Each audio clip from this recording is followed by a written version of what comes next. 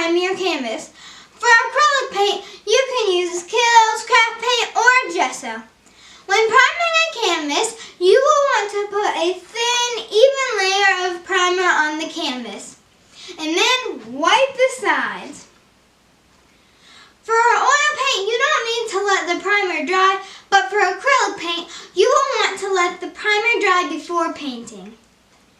Next, you will need to make sure your canvas is tight. If no one wants to paint on a loose canvas, how do you tighten up a canvas? You make it pee! Most canvases are made of cotton, and cotton shrinks with water.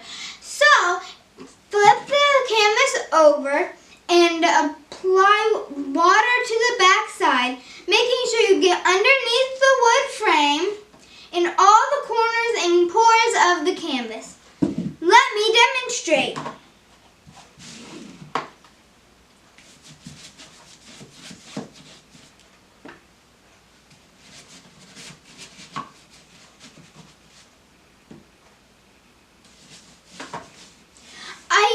An old brush and clean water to do this.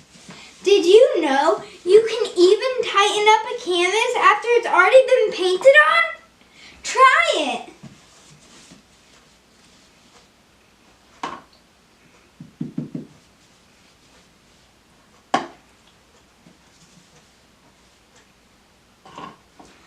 Once you are done, tilt it and let it pee. Then have fun and shake it!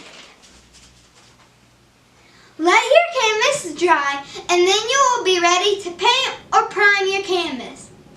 So, to summarize, check to see if the canvas is already primed, see if your canvas is tight. If it is not tight, apply a generous amount of water to the back side and let it dry, then prime it if you need to. And that is how you can prepare a canvas to paint. Be sure to subscribe to my YouTube channel, follow me on Facebook and Instagram under Artwork by Haley, and visit my website at HaleySellmeyer.com. Keep creating!